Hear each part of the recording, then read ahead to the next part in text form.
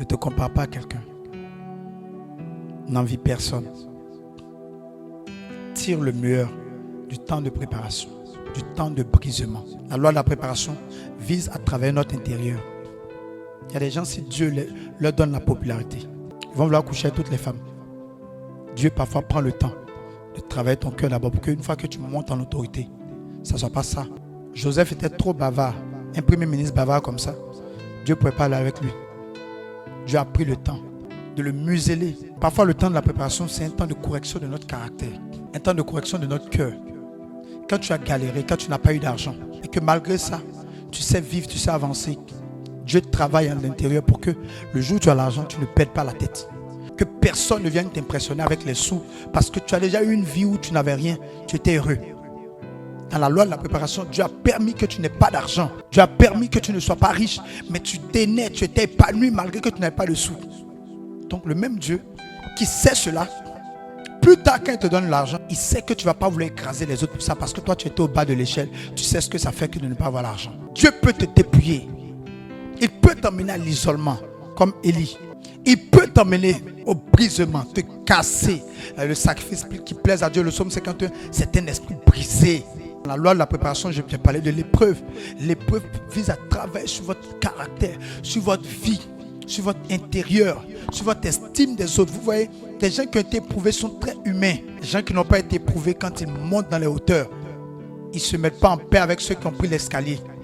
Ils ne savent pas que l'ascenseur peut se bloquer. Les gens qui sont passés la loi de la préparation, c'est pour ça que je veux dire à quelqu'un, ne te plains pas pour ce par quoi tu passes. Ne te plains pas à cause des souffrances que tu rencontres. Romains 8,18 dit, même s'il faut qu'on soit éprouvé pour peu de temps, l'épreuve du temps présent ne saurait être comparée à la gloire à venir. La difficulté dans la préparation ne saurait être comparée à ce que Dieu veut faire de toi. Tu m'invites devant 5 personnes, je prêche. Parce qu'il y a eu un moment où j'ai prêché devant 5 personnes. Ce jour-là, j'en parle tout le temps. On avait mis sur Facebook, grande retraite. Jusqu'au jour J, vendredi, il y avait 5 inscrits. Ne vous comparez à personne. Je voulais dire à une personne, Dieu est en train de te prendre à un point A pour t'envoyer à un point B. Chaque mouvement de l'horloge que tu entends est en train de te rapprocher avec un rendez-vous avec le futur. J'aimerais dire à une personne, la Bible dit ce que nous sommes, ne le maîtrisons pas et ce que nous saurons, ne le percevons pas bien encore. J'aimerais dire à une personne, Dieu voyait dans Abraham le père de la multitude là où il était stérile. Dieu voit dans la préparation ce qu'il est sur le point de faire avec toi. Je veux dire à une personne, ta vie ira loin, ta vie ira très loin. Tu passes par les zones de turbulence aujourd'hui. Tu es l'objet de moquerie, tu es la risée des autres. Mais derrière cela, Dieu est en train de préparer la personne qu'il va envoyer loin.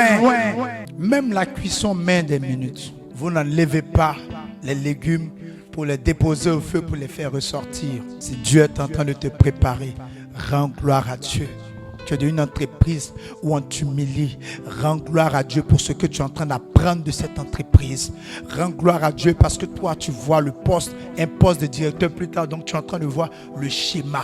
Plus tard, quand tu seras directeur, tu ne penseras pas à humilier quelqu'un. Tu es dans une maison où tu t'occupes des tâches ménagères. Dieu est en train de te travailler. Il est en train de te façonner. Descends chez le potier. David est en train de surveiller les moutons. C'est parce qu'il devait surveiller le peuple après. Je ne sais pas par quoi tu passes, mais chaque jour est un investissement. C'est à ces moments-là, il faut miser sur ta formation. Il faut investir dans la louange, il faut investir dans le jeûne, il faut investir dans la biographie. Pendant que tu stagnes, pendant que tu ne vois pas les choses se développer, toi, continue, concentre-toi sur d'autres choses qui avancent et laisse la préparation se faire. Ces autres choses-là vont te servir, ces autres choses vont t'envoyer loin. Je vois une personne que Dieu va prendre d'un point A qu'il va envoyer à un point B. Je vois une personne que Dieu va retirer de la poussière pour le faire asseoir à la table des rois. Mais avant qu'il t'établisse sur le royaume, il veut que déjà tu sois le chansonnier de Saül. Que tu apprennes déjà le langage du royaume. Que tu apprennes déjà l'atmosphère, l'ambiance du royaume. Ta vie ne sera pas la même. Tu estimes que c'est dur, non? C'est à toi que je parle. Quand tu sais qu'après cette épreuve, tu seras grand. quand tu sais qu'après cette épreuve, tu ne risques pas d'avoir du temps encore pour lire, pour te former, et qu'après cela, pendant que tu as le temps, pendant que la difficulté te fait avoir de la disponibilité, fonce. J'aimerais dire à une personne, aujourd'hui c'est difficile, mais derrière la difficulté se cache le témoignage de Dieu. Aujourd'hui tu pleures, mais derrière les pleurs se cache la grandeur de Dieu. Aujourd'hui ça semble ne pas être ce que tu voudrais, ça ne se passe pas comme tu veux. Ça dure, ça pétille, c'est compliqué, ça traîne et tu attends et tu espères. Tu dors, tu te réveilles, espérant que la prophétie se réalise et tu as l'impression qu'elle ne se réalise pas. Dieu est en train de parfaire les conditions. La piste d'atterrissage est en train d'être déblayée pour que tu atterrisses. Eh bien, souvent la formation ou la préparation est proportionnelle à ce que Dieu veut faire de très grand avec toi. C'est pourquoi ne compare pas ton temps de préparation pour quelqu'un. Ton histoire est unique. Dieu t'aime. Ce sont les projets de bonheur qu'il a sur ta vie. Ne te mets pas dans la peau de quelqu'un.